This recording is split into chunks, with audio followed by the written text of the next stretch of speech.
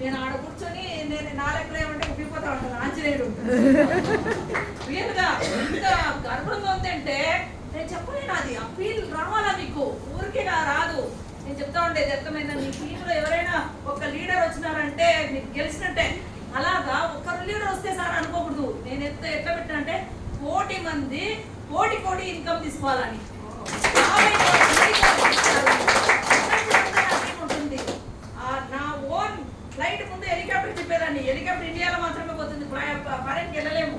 అందుకే అందుకే చేంజ్ చేస్తాను డ్రీమ్. ఏం తెలుసా, ఇండియాలో హెలికాప్టర్లో వెళ్తాను నా సెమినార్ ఇచ్చేదానికి, ఫారెన్ లో ఇంగ్లీష్ నేర్చుకొని నా ఓన్ ఫ్లైట్ లో తిరుగుతాను.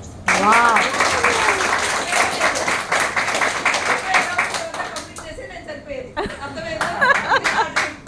100% అవుతుంది, మీకు అవుతుంది. ఒకప్పుడు సార్ సౌత్ ఇండియాలో 50 మంది ఫారెన్ ట్రిప్ వస్తే 2003లో గ్రేట్. ఈ రోజు నా టీంలోనే 72 members Sri Lanka qualified already. 78 members. అర్థమైందా? అది మిరాకల్. ఒక్కర ప్రతి మూమెంట్ లో కూడా నాకు హ్యాపీగా ఉంటుంది. మీరు కూడా అంతే. ఎట్లా ఏం సార్ చెప్పేది, ఇలా చిన్నకేస్తే చాలు ఒక జిబిడి ఏది పోయినా కూడా జిఆర్డిడి వచ్చేస్తారనమాట. ఎక్కడ పోయినా సార్ నెక్స్ట్ మీరు ఉన్నట్లే మేము మమ్మల్ని మీరు చూస్తారు. కార్ ర్యాలీ చేయాలి sir, car Modi care rally,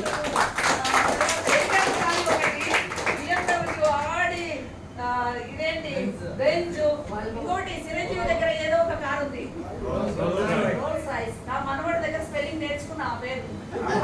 ఆ కార్లో నేను తిరగాలని చెప్పి. అర్థమైందా? అంటే ఎందుకు మనం డ్రీమ్ పెట్టాలంటే ఇండియాలో పెద్ద పెద్ద కళలు డ్రీమ్స్ ఉంటేనే పెద్ద స్వామీజీలు కూడా చెప్తున్నారు. ఏం తెలిసినా పెద్ద కళలు బాగా బంచోళ్ళు ఏదైనా డబ్బులు చేస్తే చాలా మందికి ఉపయోగపడతాయి, చట్టాలు చేస్తే ఉపయోగపడుతుంది. అందుకని మీరందరూ డబ్బులు చేయండి దయచేసి. Okay, thank you very much.